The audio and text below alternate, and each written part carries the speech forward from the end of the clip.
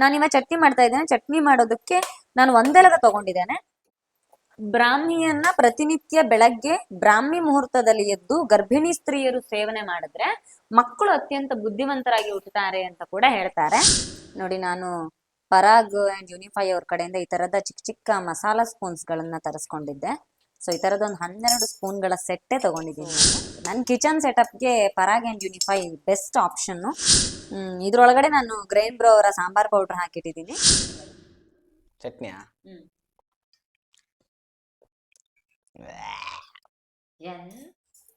ನಮಸ್ತೆ, ಯೂಟ್ಯೂಬ್ ಚಾನಲ್ಗೆ ಸ್ವಾಗತ. ಇವತ್ತು ನಾನು ನಮ್ಮ ಮನೆಯಲ್ಲಿ ಮಳೆಗಾಲ ಪ್ರಾರಂಭ ಆಗಿರೋದ್ರಿಂದ ಮೊನ್ನೆ ನಾನು ಕಲ್ಲಣಬೇದು ರೆಸಿಪಿ ಹಾಕಿದ್ದೆ. ಇವತ್ತು ನಮ್ಮ ಮನೆಯಲ್ಲೇ ಬೆಳೆಯುವಂತಹ ಒಂದೆಲಗದ ಚಟ್ನಿ ಮತ್ತೆ ನಾವು ಡೈಲಿ ಯಾವ ಅಕ್ಕಿ ಬಳಸ್ತೇವೆ ಊಟಕ್ಕೆ ಅನ್ನೋದ್ರ ಬಗ್ಗೆ ನಾನು ನಿಮ್ಗೆ ಈ ವ್ಲಾಗ್ ಅಲ್ಲಿ ತಿಳಿಸ್ಕೊಡ್ತೇನೆ. ನಾನು ಅಂದ್ರೆ ನಮ್ಮ ಭಾಗದಲ್ಲಿ, ಕರಾವಳಿ ಭಾಗದಲ್ಲಿ ನಿಮ್ಗೆಲ್ಲ ಗೊತ್ತು, ಹೆಚ್ಚಾಗಿ ನಾವು ಕುಚ್ಚಲಕ್ಕಿನೇ ಬಳಸ್ತೀವಿ. ಸೊ ಅದ್ರ ಜೊತೆಗೆ ನಾನು ತೀರಾ ಇತ್ತೀಚೆಗೆ ನಾವು ಈ ಮನೆಗೆ ಬಂದ್ಮೇಲೆ ನಮ್ದೊಂದು ಆಸೆ ಇತ್ತು. ಏನು ಅಂದ್ರೆ ಸಂಪೂರ್ಣವಾಗಿ ಹಳೆ ಕಾಲದ ಏನು ಜೀವನ ಶೈಲಿಯನ್ನ ಅಳವಡಿಸ್ಕೊಳ್ಬೇಕು ಅಂತ. ಅದಕ್ಕೆ ಹಳೆ ಕಾಲದಲ್ಲಿ ಹೇಗೆಲ್ಲ ಧಾನ್ಯಗಳನ್ನ, ಯಾವ ರೀತಿ ಆಹಾರ ಪದ್ಧತಿಗಳನ್ನ ಅಳವಡಿಸ್ಕೊಂಡಿದ್ರು ನಮ್ಮ ಹಿರಿಯರು, ಅದನ್ನ ಮತ್ತೆ ವಾಪಸ್ ಬಳಸ್ಬೇಕು ಅನ್ನುವಂತ ಯೋಚನೆ ಮಾಡಿದ್ವಿ. ಹಿಂದೆಲ್ಲ ಅನ್ಪಾಲಿಶ್ಡ್ ರೈಸ್ ಗಳನ್ನ ಬಳಸ್ತಾ ಇದ್ರು. ಅಂದ್ರೆ ಯಾವುದೇ ರೀತಿಯ ಪೋಷಕಾಂಶಗಳನ್ನ ತೆಗೆದೇ ಇರುವಂತಹ ಅಕ್ಕಿಗಳಿರ್ಬಹುದು, ಧಾನ್ಯಗಳನ್ನಿರ್ಬಹುದು ಬಳಸ್ತಾ ಇದ್ರು. ಸೊ ನಾವು ಸಾಮಾನ್ಯವಾಗಿ ಮನೆಯಲ್ಲಿ ಈಗ ಬಳಸ್ತಾ ಇರುವಂತಹ ಅಕ್ಕಿ ಅನ್ಪಾಲಿಶ್ಡ್ ರೈಸ್. ನಾನು ಇದನ್ನ ಬಳಸ್ತಾ ಇರುವಂತಹದ್ದು ಗ್ರೈನ್ ಬ್ರೋ ಅವರ ಅನ್ಪಾಲಿಶ್ಡ್ ರೈಸ್ ನ ಬಳಸ್ತಾ ಇದ್ದೀನಿ. ಇದನ್ನ ರಾಜಮುಡಿ ಅಕ್ಕಿ ಅಂತ ಕೂಡ ಕರೀತಾರೆ. ಯಾಕೆಂದ್ರೆ ಇದನ್ನ ಮೈಸೂರು ರಾಜರು ಬಳಸ್ತಾ ಇದ್ರಂತೆ. ಮೈಸೂರು ರಾಜರಿಗೋಸ್ಕರ ವಿಶೇಷವಾಗಿ ಬೆಳೀತಾ ಇದ್ದಂತ ಅಕ್ಕಿ ಅಂತ ಕೂಡ ಹೇಳ್ತಾರೆ. ಹಾಗಾಗಿ ಇದನ್ನ ರಾಜಮುಡಿ ಅಕ್ಕಿ ಅಂತ ಕರೀತಾರೆ. ಈ ಮುಡಿ ಅಕ್ಕಿಯ ವಿಶೇಷ ಏನು ಅಂದ್ರೆ ಇದು 3 ಕಲರ್ ಅಲ್ಲಿ ಕಾಣುತ್ತೆ ನಿಮ್ಗೆ. ಒಂದೇ ಕಲರ್ ಅಲ್ಲಿ ಇರಲ್ಲ, ಕೆಂಪು, ಬಿಳಿ, ಒಂಚೂರು ಲೈಟ್ ಯೆಲ್ಲೋ ಇಷ್ಟ ತರ ಕಲರ್ ನಲ್ಲಿ ಇದು ನಿಮಗೆ ಕಾಣೋದಕ್ಕೆ ಸಿಗುತ್ತೆ. ಸೊ ಈ ರಾಜಮುಡಿ ಅಕ್ಕಿಯ ಇವತ್ತು ಅದರ ಗಂಜಿ ಮಾಡ್ತಾ ಇದೀವಿ. ಗಂಜಿ ಯಾಕೆ ಅಂದ್ರೆ ನನ್ನ ಫೇವ್ರೆಟ್ ಒಂದೆಲಗದ ಚಟ್ನಿ ಇವತ್ತು ಮಾಡ್ತಾ ಇದ್ದಾರೆ. ಹಾಗಾಗಿ ಒಂದೆಲಗ ಅಂದ್ರೆ ನಿಮ್ಗೆ ಗೊತ್ತಾಗಿರ್ಬಹುದು, ನಾವು ಬ್ರಾಹ್ಮಿ ಅಂತ ಕರಿತೇವೆ, ನಮ್ ಕಡೆ ಉರ್ಗನ್ ಸೊಪ್ಪು ಅಂತ ಕರಿತೇವೆ. ಇದು ಬುದ್ಧಿಶಕ್ತಿಗೆ ಬಹಳ ಉಪಯೋಗ ಅಂತ ಹೇಳ್ತಾರೆ. ಹಾಗಾಗಿ ನಮ್ಮ ಮನೆಯಲ್ಲೇ ಬೆಳೆದಿರುವಂತದ್ದು. ನಾವೇನ್ ಮಾಡ್ತೀವಿ ಅಂದ್ರೆ ಇದರ ಕಾಂಡ ಮತ್ತು ಎಲೆಯನ್ನ ಮಾತ್ರ ಬಳಸ್ತೀವಿ ಚಟ್ನಿಗೆ. ಬೇರ್ಗಳನ್ನೆಲ್ಲ ಮತ್ತೆ ಹಾಗೆ ಬಿಡ್ತೀವಿ, ಮತ್ತೆ ಕೆಲವು ಕಡೆ ನೆಡ್ತೀವಿ. ಈಗ ನಾವು ನೆಡೋದಕ್ಕೆ ಅಂತ ಅದನ್ನ ಬಳಸಿದೀವಿ. ಸೊ ಇವತ್ತಿನ ಚಟ್ನಿ ಹೇಗಿರುತ್ತೆ ಅಂದ್ರೆ ಸಂಪೂರ್ಣವಾಗಿ ಒಂದೆಲಗ ಮತ್ತು ಗಾಂಧಾರಿ ಮೆಣಸು ಅಂತ ನೀವು ಕೇಳಿರ್ಬೋದು. ಸಣ್ಣ ಮೆಣಸು, ಊರ್ ಮೆಣಸು ಅಂತ ಕರಿತೀವಿ. ಸಿಕ್ಕಾಪಟ್ಟೆ ಖಾರ ಇರುತ್ತೆ ಇದು ಒಂದು ಮೆಣಸು. ನೀವು ಸಾಮಾನ್ಯವಾಗಿ ಬಳಸುವಂತಹ ಹಸಿ ಮೆಣಸಿಗೆ 5 ಮೆಣಸಿಗೆ ಇದು 1 ಮೆಣಸು ಸಮ ಅಂತ ಹೇಳ್ಬೋದು, ಅಷ್ಟು ಖಾರ ಇರುತ್ತೆ. ಹಾಗಾಗಿ ಇದು ತುಂಬಾ ಚಿಕ್ಕದಾಗಿರೋದ್ರಿಂದ ಇದನ್ನ ಗಾಂಧಾರಿ ಮೆಣಸು ಅಂತ ಕೂಡ ಕರೀತಾರೆ. ಸೊ ಒಂದೆಲಗಕ್ಕೆ ನಿಮ್ಮೂರ್ ಕಡೆ ಬೇರೆ ಏನಾದ್ರು ಹೆಸರಿದ್ದೆ, ಮತ್ತೆ ಈ ಮೆಣಸಿಗೆ ನಿಮ್ಮೂರ್ ಕಡೆ ಬೇರೆ ಏನಾದ್ರು ಹೆಸರಿದ್ರೆ ಖಂಡಿತವಾಗ್ಲೂ ಕಮೆಂಟ್ ಮಾಡಿ.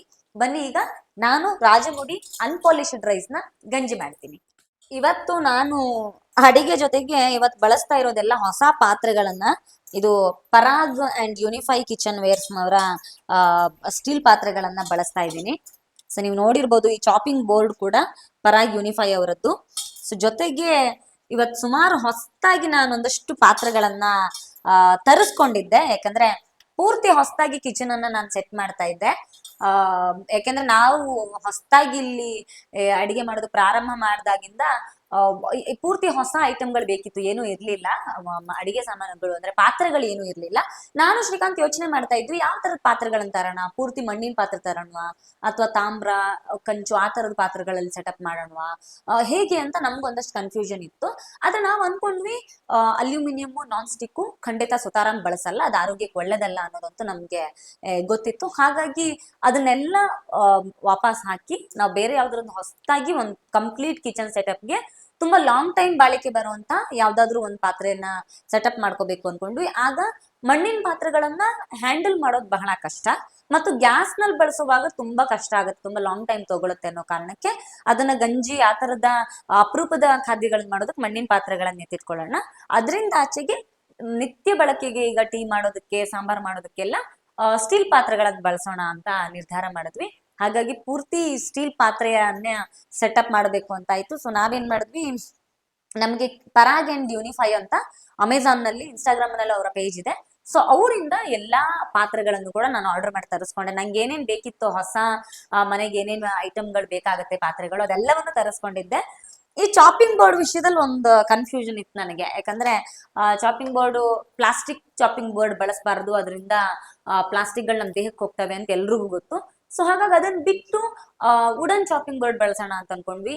ಶ್ರೀಕಾಂತ್ ಹೇಳಿದ್ರು ನಾನು ಗರಂ ಮಸಾಲದ ಮರ ಬರುತ್ತಲ್ವಾ ಆ ಮರದಿಂದ ಒಂದು ಚಾಪಿಂಗ್ ಬೋರ್ಡ್ ಮಾಡ್ಸೋಣ ಅಂತ. ಆಮೇಲೆ ಅನ್ಕೊಂಡ್ವಿ ಚಾಪಿಂಗ್ ಬೋರ್ಡ್ ಯಾವಾಗ್ಲೂ ಒದ್ದೆ ಆಗಿರುತ್ತೆ ತರಕಾರಿಗಳನ್ನ ಹೆಚ್ಚಿ ಅದರಿಂದ ಮರದ ಮೇಲೆ ಫಂಗಸ್ ಬೆಳೆಯುತ್ತೆ, ಅದು ಆರೋಗ್ಯಕ್ಕೆ ಒಳ್ಳೇದಲ್ಲ ಅಂತ ಅನ್ಕೊಂಡ್ಮೇಲೆ ಫೈನಲಿ ನಾನು ಪರಾಗ್ ಅವರ ಈ ಚಾಪಿಂಗ್ ಬೋರ್ಡ್ ನ ಯೂಸ್ ಮಾಡಿದೆ, ಚೂಸ್ ಕೂಡ ಮಾಡಿ ಆರ್ಡರ್ ಮಾಡಿದೆ. ನಾನು ಈಗ 1 ವಾರ ಆಯ್ತಷ್ಟೇ ಇದನ್ನೆಲ್ಲ ಬಳಸಿ.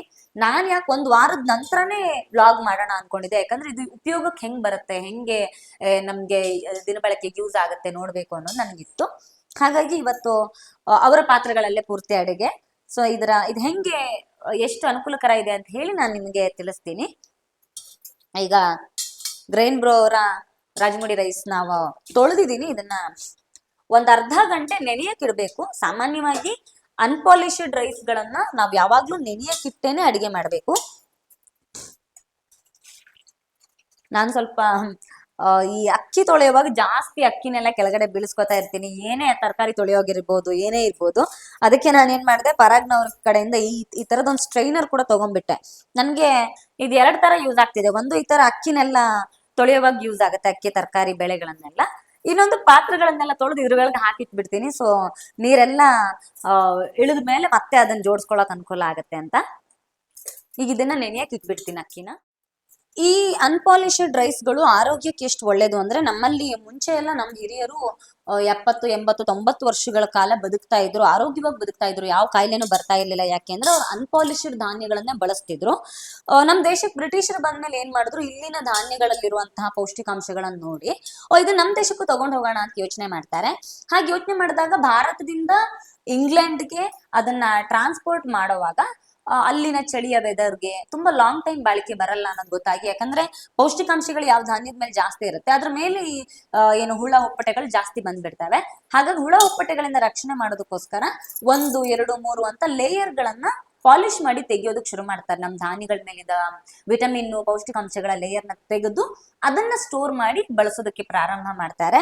ಹಾಗೆ ಬಳಸೋದಕ್ಕೆ ಪ್ರಾರಂಭ ಮಾಡಿದ್ರಿಂದ ನಮ್ಮ ಧಾನ್ಯಗಳಲ್ಲಿದ್ದಂತ ಎಷ್ಟೋ ಪೌಷ್ಟಿಕಾಂಶಗಳು ಹೊರಟೋಯ್ತು. ನಾವು ಬ್ರಿಟಿಷರು ಮಾಡಿದ್ದೆಲ್ಲ ಸರಿ ಅನ್ನೋ ಭ್ರಮೆಲಿ ನಾವು ಕೂಡ ಅದನ್ನೇ ಬಳಸೋದಕ್ಕೆ ಪ್ರಾರಂಭ ಮಾಡಿದ್ವಿ.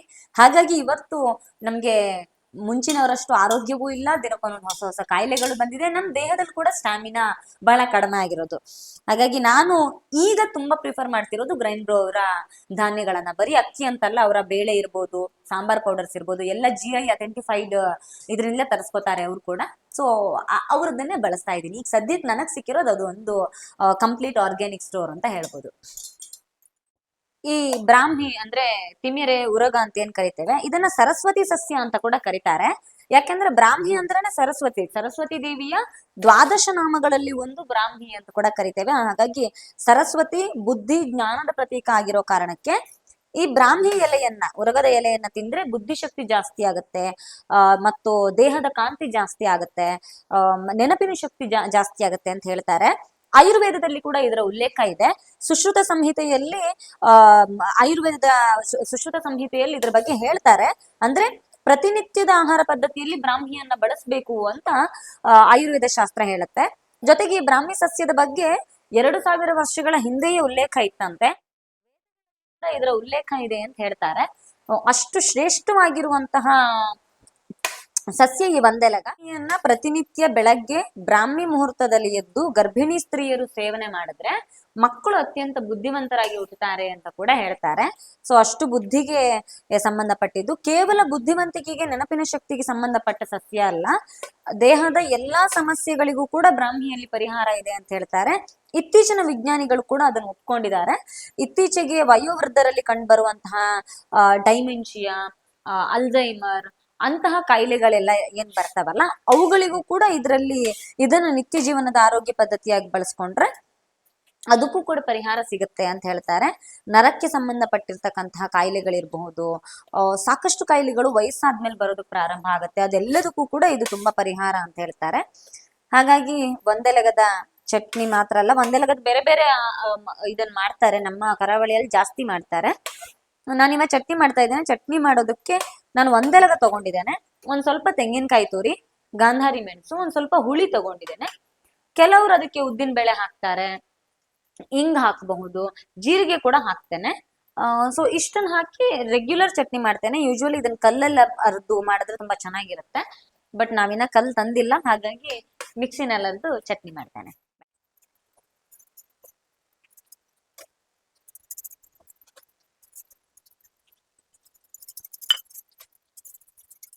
ನೋಡಿ, ನಾನು ಪರಾಗ್ ಅಂಡ್ ಯೂನಿಫೈ ಅವ್ರ ಕಡೆಯಿಂದ ಈ ತರದ ಚಿಕ್ಕ ಚಿಕ್ಕ ಮಸಾಲಾ ಸ್ಪೂನ್ಸ್ ಗಳನ್ನ ತರಿಸ್ಕೊಂಡಿದ್ದೆ. ಸೊ ಈ ತರದ ಒಂದು 12 ಸ್ಪೂನ್ಗಳ ಸೆಟ್ಟೇ ತಗೊಂಡಿದ್ದೀನಿ ನಾನು. ಸೊ ನನ್ನ ಕಿಚನ್ ಸೆಟಪ್ಗೆ Parag and unify best option. ನೀವಿಲ್ಲಿ ನೋಡ್ಬೋದು, ನಾನು ಇಲ್ಲಿ ಸೆಟ್ ಮಾಡಿರೋಂಥ ಈ ಸ್ಪೂನ್ ಸ್ಟ್ಯಾಂಡ್ ಇಂದ ಹಿಡಿದು ಈ ಸ್ಪೂನ್ ಸ್ಟ್ಯಾಂಡ್ ಇರ್ಬೋದು, ಈ ಸ್ಟ್ಯಾಂಡ್ ಇರ್ಬೋದು, ಈ ಮಸಾಲಾ ಡಬ್ಬಿಗಳಿರಬಹುದು, ಇದೆಲ್ಲ ತುಂಬಾ ಚೆನ್ನಾಗಿದೆ. ಯಾಕೆಂದ್ರೆ ಇದ್ರಲ್ಲಿ ಸೀತ್ರು ಇದೆ, ಜೊತೆಗೆ ಈ ಡಬ್ಬಿಗಳು ತುಂಬಾ ಒಳ್ಳೆ ಕ್ವಾಲಿಟಿ, ಸ್ಟೀಲ್ ಕ್ವಾಲಿಟಿದು ಕೂಡ. ಇದ್ರೊಳಗಡೆ ನಾನು ಗ್ರೈನ್ ಬ್ರೋ ಅವರ ಸಾಂಬಾರ್ ಪೌಡರ್ ಹಾಕಿಟ್ಟಿದ್ದೀನಿ. ಸೊ ಈ ತರದ ಚಿಕ್ಕ ಚಿಕ್ಕ ಸ್ಪೂನ್ಗಳು ಡಬ್ಬಿ ಒಳಗಡೆನೆ ಇರುತ್ತೆ. ಸೊ 3-4 ಸ್ಪೂನ್ ಯೂಸ್ ಮಾಡಬೇಕು ಅಂತಲೂ ಇಲ್ಲ. ಅಂಡ್ ಈ ತರ ಲಿಡ್ಗಳು ಏರ್ ಟೈಟ್ ಆಗು ಇರುತ್ತೆ. ಅಂಡ್ ನಮ್ಗೆ ಏನ್ ಸಾಮಾನು ಇಟ್ಟಿದೀವಿ ಅನ್ನೋದು ಕೂಡ ಗೊತ್ತಾಗ್ಬಿಡುತ್ತೆ. ಸೊ ಚೆನ್ನಾಗೂ ಕಾಣುತ್ತೆ ನೀಟಾಗಿ.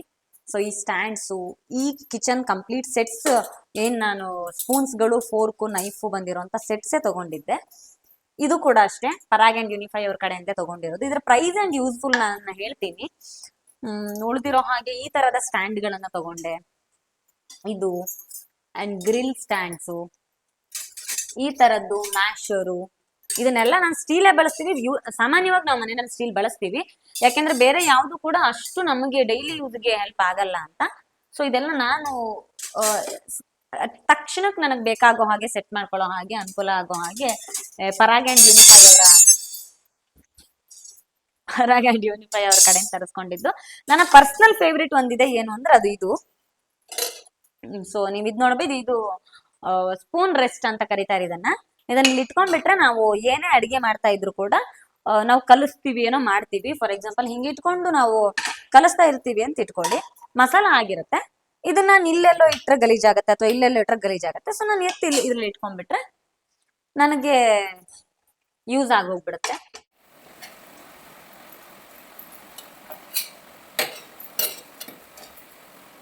ಎಸ್, ನೋಡಿ, ತಿಮಿರೆ ಚಟ್ನಿ ರೆಡಿ ಆಗಿದೆ.